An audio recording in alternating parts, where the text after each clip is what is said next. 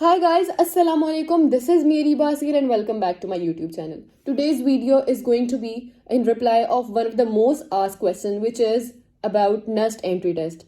3-4 दिन पहले मैंने सारे YouTube comments read किए और उनके जितने भी क्यूरीज थी उनका रिप्लाई किया है एंड आई होप जिसने कमेंट किया होगा उसको उसकी क्यूरी के अकॉर्डिंग रिप्लाई मिल गया होगा. अच्छा, तो अब मैंने ना उसके अंदर से जो मोस्ट फ्रीक्वेंटली आस्क्ड क्वेश्चंस थे ना वो निकाल के साइड पे किए हैं ताकि मैं उससे रिलेटेड अपकमिंग डेज के अंदर वीडियोस अपलोड कर सकूं. तो उसके अंदर जो सबसे ज़्यादा फ्रीक्वेंट आप कह सकते हैं कि क्वेश्चन था वो था अबाउट नस्ट एंटी टेस्ट.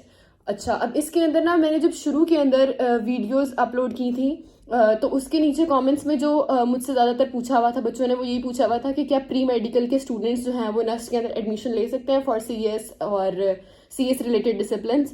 तो मैंने तब बताया था कि नहीं ले सकते, उसके लिए उनको एड मैथ्स देना पड़ेगा. लेकिन अब नस्ट की पॉलिसी चेंज हो चुकी है. अब प्री मेडिकल स्टूडेंट्स भी एड मैथ्स के बगैर एंट्री टेस्ट उनका दे सकते हैं और एडमिशन ले सकते हैं. तो आज की सारी जो वीडियो है उसी से रिलेटेड कंटेंट है कि एग्रीगेट क्या होगा और कब कब इनके एंट्री टेस्ट होते हैं साल के अंदर और पेपर पैटर्न क्या होता है इनका और उसके अलावा क्या प्रोसीजर है प्री मेडिकल स्टूडेंट्स के लिए. So stay tuned and keep watching the video. So to guide you according to the official statements, I have opened the link of nust.edu.pk. मैं ये लिंक जो है नीचे डिस्क्रिप्शन के अंदर अटैच भी कर दूंगी ताकि आप लोग खुद भी वहाँ से वेरीफाई कर सकें. तो अब आप जब उनकी वेबसाइट पे जाएंगे ना तो वहाँ पे उन्होंने एलिजिबिलिटी क्राइटेरिया जो है ना वो डाल दिया सबके लिए कि कौन कौन से डिसिप्लिन के अंदर कौन कौन एलिजिबल है. तो अगर आप लोग देखें BS computer science, BS informatics and BS data science, तो इसके लिए एलिजिबल ग्रुप्स कौन कौन से हैं. प्री इंजीनियरिंग ऑब्वियसली पहले भी था. Computer science group obviously ICS background वाले भी एलिजिबल थे पहले से. लेकिन HSSC pre medical group is also eligible for BS computer science, BS data science and BS bioinformatics. अब बहुत सारे बच्चे पूछेंगे इसका कि ये किस तरह से होगा, लाइक हम पे बहुत ज़्यादा बर्डन हो जाएगा. तो इसके लिए मैंने पहले भी एक वीडियो बनाई हुई है इसके बारे में कि क्या प्री मेडिकल स्टूडेंट्स को बहुत ज़्यादा बर्डन फेस करना पड़ता है if they go for computer science और रिलेटेड डिसिप्लिन्स. तो आप वो भी वीडियो देख सकते हैं. उसके अलावा क्या प्रोसीजर होता है, क्या रोड मैप प्री मेडिकल वालों का फॉलो होता है, वो भी मैंने सारा डिटेल से समझाया हुआ है. तो यहाँ पे शॉर्टली मैं आपको अगर एक्सप्लेन करूँ तो इस तरह होता है कि आपने क्योंकि एड मैथ्स नहीं दिया होता और कंप्यूटर साइंस के अंदर मैथ्स ऑब्वियसली इंपॉर्टेंट होती है, लेकिन इसका मतलब ये नहीं है कि अब आप इस चीज़ से घबरा जाएं कि यार मैंने तो मैथ्स इसलिए नहीं रखी थी एफएससी के अंदर कि मुझे आती नहीं है तो फिर मैं कंप्यूटर साइंस भी नहीं कर सकता. ऐसा नहीं है, आप कर सकते हैं ऑब्वियसली. अब बहुत सारे बच्चों ने कमेंट्स के नीचे ये भी लिखा हुआ था कि आप इसलिए कह रही हैं क्योंकि आप खुद टॉपर थी तो इसलिए आपने उस बर्डन को इतना ज़्यादा फील नहीं किया. ऐसा नहीं है. मेरी क्लास के अंदर बहुत सारे इस तरह के बच्चे थे जो बिलो एवरेज थे और वो प्री मेडिकल बैकग्राउंड से ही थे, लेकिन वो कंप्यूटर साइंस को कर रहे हैं और उनका माशाल्लाह से अभी तक कोई भी इस तरह का सीन नहीं हुआ कि वो मैथ्स क्लियर ना कर सके हों या उनको बहुत ज़्यादा डिफिकल्टी हो रही है. ऑब्वियसली शुरू के अंदर थोड़ा सा आपको मेहनत करनी पड़ेगी, लेकिन इस तरह का सीन नहीं है कि ये बहुत इम्पॉसिबल चीज़ है, ऐसा बिल्कुल नहीं है. तो मैं बात कर रही थी कि अगर आपने एड मैथ्स नहीं दिया हुआ तो उससे आपको इतना फर्क नहीं पड़ेगा. सिर्फ और सिर्फ आपको शुरू में कोर्सेज पढ़ने पड़ेंगे एक्स्ट्रा, और वो एक्स्ट्रा भी इस तरह से नहीं होंगे कि आपको जैसे बाकी सारे 5 पढ़ रहे हैं तो आपको 6 पढ़ने पड़ जाएंगे मैक्सिमम. ठीक है, इस तरह नहीं है कि आपको 2-2 3-3 कोर्सेज एक साथ पढ़ाएंगे. वो ज्यादातर ये करते हैं कि जो उनको एडवांस मैथ्स का कोर्स पढ़ा रहे होते हैं वो आपको नेक्स्ट सेमेस्टर में पढ़ा देते हैं और उससे पहले जो आपकी फाउंडेशनल मैथ्स कह लें कि उसको आपको पहले पढ़ा देते हैं, यानी कि बेसिक से आपको स्टार्ट कराते हैं. और जो प्री मेडिकल वाले नहीं होते उनको थोड़ी एडवांस मैथ्स से स्टार्ट कराते हैं. तो बस इतना सा डिफरेंस होता है, ज़्यादा डिफरेंस नहीं होता इस चीज़ के अंदर. ठीक है, इसका फ़ायदा क्या है, एड मैथ्स भी तो दे सकते थे आप, लेकिन एड मैथ्स से ये होता है कि एड मैथ के अंदर आपको ऑब्वियसली बोर्ड के एग्जाम्स का वेट करना पड़ता है जिसकी वजह से आपका साल ज़ाया होता है. लेकिन अगर आपने फॉरन लेना है और आप गैप ईयर नहीं लेना चाह रहे और आप उस स्टूडेंट की कैटेगरी से भी नहीं है कि जो चाह रहे हो कि मैं मेडिकल रिपीट कर लेता हूँ और अगर मेडिकल रिपीट करके नहीं होता तो फिर मैं एफएससी बोर्ड एग्जाम्स के अंदर एड मैथ्स दे के कहीं भी एडमिशन ले लूंगा, लाइक आप उसमें से नहीं हो, उस कैटेगरी में से, और आप चाह रहे हो कि मैंने साल ज़ाया नहीं करना और मैंने अभी एडमिशन लेना है, तो ऐसी यूनिवर्सिटीज़ जैसे एयर है, कॉमसेट्स है, नस्ट है, इस टाइप की यूनिवर्सिटीज जो हैं आपके लिए। और इसके अंदर यही होगा कि आपका साल ज़ाया नहीं होगा और आपको सिर्फ एडमिशन टेस्ट की तैयारी करनी होगी और आप एडमिशन ले सकते हैं। और कौन कौन सी यूनिवर्सिटीज़ हैं जो प्री मेडिकल वालों को इस तरह से फैसिलिटेट करती हैं, तो वो भी मैं आपको यूट्यूब का लिंक अपना डिस्क्रिप्शन के अंदर दे दूंगी उस वीडियो का भी। So this is one of the beneficial thing which is in regards of pre medical students for now bye नस्ट। और इसके अलावा एक और चीज़ जो नस्ट की मुझे बहुत अच्छी लगी है वो ये है कि नस्ट साल के अंदर 4 बार अपना एंट्री टेस्ट लेता है। जो इनका एनईटी टेस्ट होता है, नस्ट एंट्री टेस्ट, वो साल में 4 बार होता है।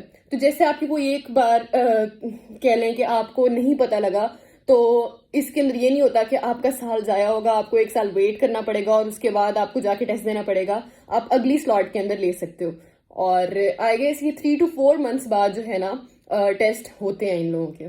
तो आपने बस वेबसाइट को जो है चेक करते रहना है और आप उनके कांटेक्ट नंबर पे कॉल करके भी पता कर सकते हो कि कब नेक्स्ट स्लॉट आ रही है और उसके अकॉर्डिंग फिर आप तैयारी शुरू कर दो।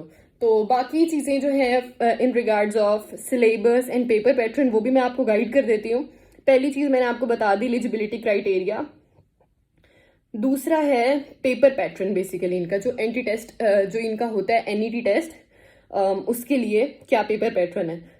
तो जो बच्चे प्री मेडिकल ग्रुप के हैं उनका जो पेपर आएगा उसके लिए इन्होंने लिखा हुआ है कि बायोलॉजी जो है आपकी 30% होगी, यानी जो आपने एफएससी में बायो पढ़ी होगी वो 30% होगी इसके अंदर इंक्लूड टेस्ट में। और फिजिक्स जो है वो भी आपकी 30% इंक्लूड होगी, और केमिस्ट्री 25%, और इंग्लिश 10%, और इंटेलिजेंस 5%।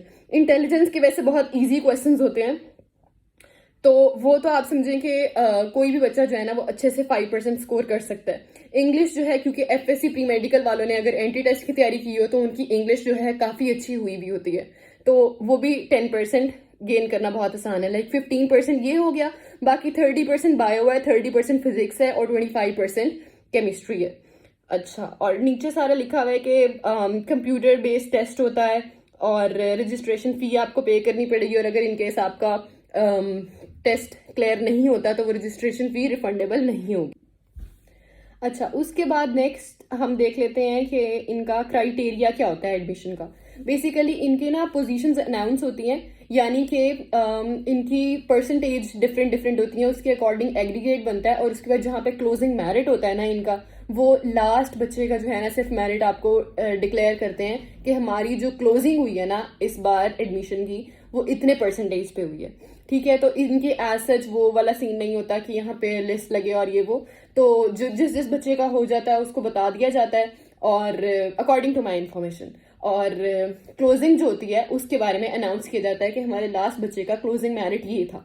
अच्छा, तो अब इनका जो एग्रीगेट का क्राइटेरिया है वो कुछ इस तरह से है कि नस्ट एंट्री टेस्ट जो मैंने आपको भी बताया था, जो सारा पेपर पैटर्न मैंने आपको जिसका भी बताया था, वो जो काउंट है वो 75% काउंट होता है, और बाकी जो आपके मैट्रिक के मार्क्स हैं वो 10% काउंट होते हैं, और एफएससी के मार्क्स जो हैं आपके वो 15% काउंट होते हैं। यानी कि जो मेजर आप कह लेना पोर्शन है वो सबसे ज़्यादा है एंट्री टेस्ट का, और फिर उसके बाद एंट्री टेस्ट कौन सा, जो नस्ट अपना खुद लेता है, नॉट द एमकैट वन।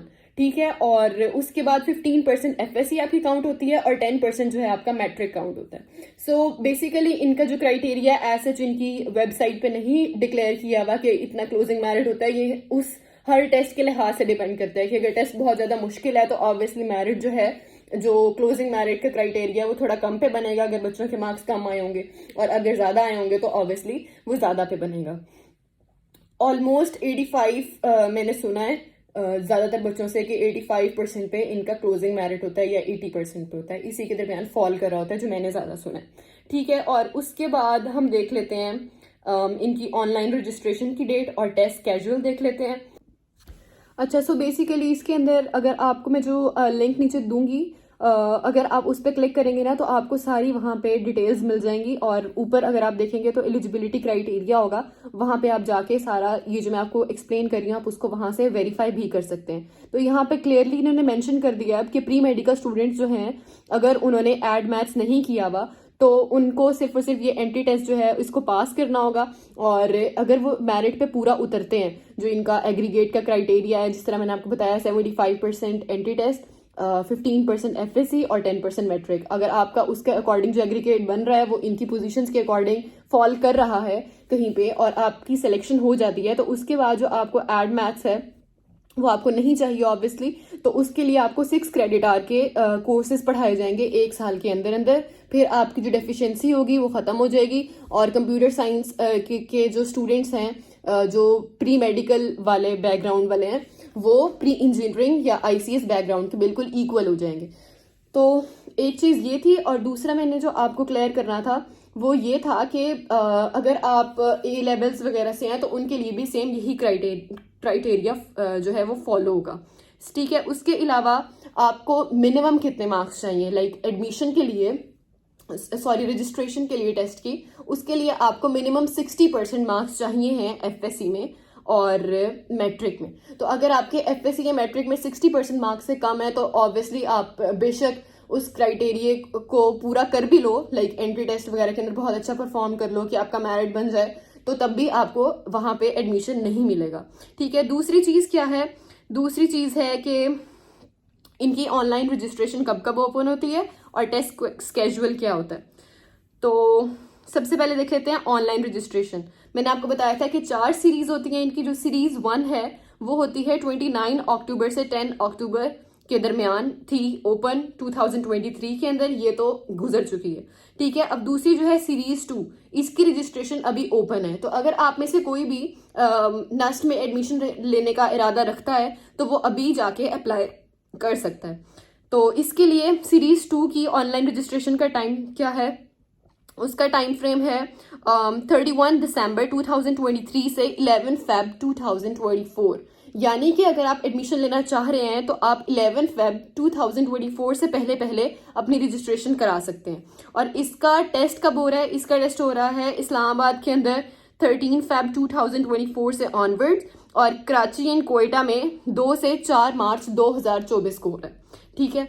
और अगली जो सीरीज आएगी, लाइक इन केस आप कहते हैं कि मेरी अभी तैयारी कंप्लीट नहीं है और मैं चाह रहा हूँ कि इस बार ना दूं और अगली सीरीज में दे दूं, तो वो है फेब से मार्च 2024 के दरमियान इनकी दोबारा रजिस्ट्रेशन ओपन होगी। और जो इनके नेक्स्ट जो स्पैन होगा सीरीज 3 की जब एंट्री टेस्ट होना है वो होना है मार्च से अप्रैल 2024 में, और सीरीज 4 है अप्रैल से जून 2024 के अंदर आप रजिस्ट्रेशन करा सकते हैं, और टेस्ट होगा जून से जुलाई 2024 में। यानी कि आपका सीरीज 1 वाला जो है टाइम फ्रेम वो तो गुजर चुका है। सीरीज 2, 3, 4 अभी भी आपके पास अवेलेबल हैं अगर आप रजिस्ट्रेशन कराना चाहते हैं और नेक्स्ट में एडमिशन टेस्ट देना चाहते हैं, ठीक है। एक तो अभी बहुत करीब है, लाइक 11 फेब 2024 तक आप करा सकते हैं रजिस्ट्रेशन, और 13 फेब को उसका पेपर होगा, ठीक है। अगर आप ये वाला नहीं देना चाह रहे कि आपकी तैयारी नहीं थी और आपको भी पता लगा है, तो आप सीरीज 3 और सीरीज 4 के अंदर करा सकते हैं, जिनके पेपर्स होंगे मार्च से अप्रैल में और जून से जुलाई में। तो काफ़ी ज़्यादा टाइम है इसके अंदर अगर आप प्रिपेयर करना चाहते हैं।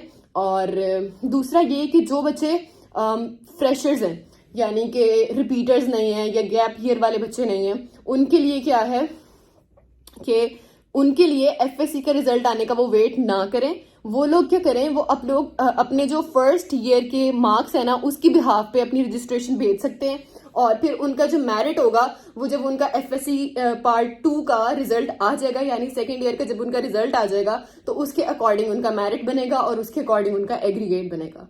तो आई होप आप लोगों को थोड़ी सी इसके अंदर कंफ्यूजन क्लियर हो गई होगी, जो बहुत सारे बच्चों ने कॉमेंट्स के अंदर पूछा हुआ था।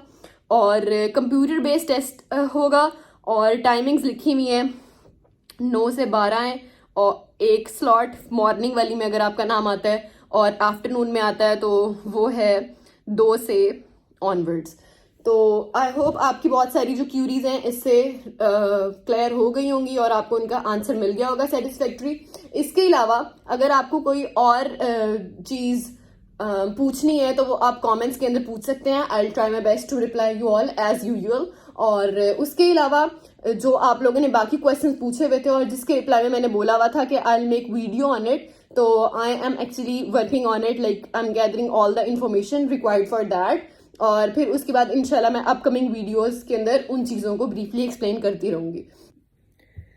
And yes, before ending the video, I really wanted to talk about two things. One is in regards of the upcoming content that I'm going to provide you on my YouTube, and the other is that I'm really sorry for not responding you guys earlier this time.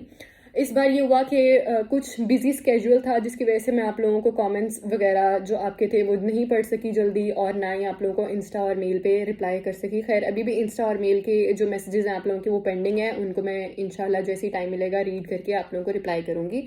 Other than that I wanted to say कि आप लोग जो जिनको आप लोगों को quick जो है ना रिस्पॉन्स चाहिए होता है या रिप्लाई चाहिए होता है, I suggest you guys to please comment down on my YouTube video rather than insta and mail, क्योंकि उसका ये होता है कि मैं ज़्यादातर यूट्यूब एनालिटिक्स से चेक कर रही होती हूँ ना, तो तभी मैं यूट्यूब कमेंट्स जितने भी आए हुए होते हैं उधर से रिप्लाई कर देती होती हूँ आप लोगों को, तो वहाँ से मैं बहुत जल्दी आप लोगों को रिस्पॉन्स दे देती हूँ rather than insta and mail. तो अगर आप लोगों को बहुत अर्ली रिस्पॉन्स चाहिए, जैसे बहुत सारे बच्चे होते हैं कि उन्होंने पूछा होता है कि मैम प्लीज़ जल्दी बता दें, हमने एडमिशन लेना है या हमारी टाइम जो है वो डेट का गुजर है और ये वो, तो काइंडली आप जो इस तरह के बच्चे होते हैं ना वो यूट्यूब की कमेंट सेक्शन के अंदर मुझे अपनी क्यूरीज जो है ना ड्रॉप कर दिया करें ताकि मैं आप लोगों को वहाँ पे जल्दी रिप्लाई दे सकूँ.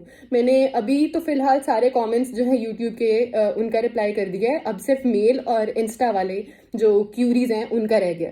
तो एक तो ये बात थी, और दूसरी जो थी वो ये थी कि आपकी जो सजेशंस होती हैं या जो आपकी क्यूरीज होती हैं वो मेरे लिए बहुत मैटर करती हैं. तो अगर आप लोगों की कोई सजेशंस हैं या क्यूरीज हैं वो आप काइंडली ड्रॉप किया करें और try to drop them in my comment section, ताकि मैं उसके रिगार्डिंग कंटेंट भी बना सकूं, और जो चीज़ें आप लोगों को लग रहा है कि आई नीड टू इम्प्रूव तो मैं उनको इम्प्रूव भी कर सकूं. अच्छा, दूसरा जो था वो कंटेंट से रिलेटेड था कि अपकमिंग कंटेंट जो है ना वो जो आपने मुझे कमेंट सेक्शन के अंदर ज़्यादा क्वेश्चन पूछे हुए हैं, जो मोस्ट फ्रीक्वेंट आज क्वेश्चन हैं उन्हीं के बारे में. एक तो ये है कि ट्रांसफ़र पॉलिसी, बेसिकली जैसे मैंने माइग्रेशन कराई है अपनी, तो उससे रिगार्डिंग आप लोगों ने बहुत ज़्यादा पूछा हुआ है कि ट्रांसफ़र कराना हो अगर एक यूनिवर्सिटी से दूसरी यूनिवर्सिटी में तो उसकी क्या पॉलिसी है और क्या सारा प्रोसीजर होता है. अगर एक यूनिवर्सिटी से दूसरी यूनिवर्सिटी या एक कैंपस से दूसरे कैंपस कराना हो तो क्या सारा प्रोसीजर होता है और क्या रूल्स एंड रेगुलेशंस होते हैं जो फॉलो करने होते हैं. तो उसके बारे में एक वीडियो आएगी इंशाल्लाह अपकमिंग वीक के अंदर. और दूसरी वीडियो जो है वो living in Islamabad as a hostelite, उसके बारे में वीडियो है, क्योंकि वो भी बहुत ज़्यादा आपने कमेंट सेक्शन के अंदर पूछा हुआ था कि क्या रेंट्स हैं और food mess all that stuff. तो इंशाल्लाह उसके बारे में एक वीडियो होगी.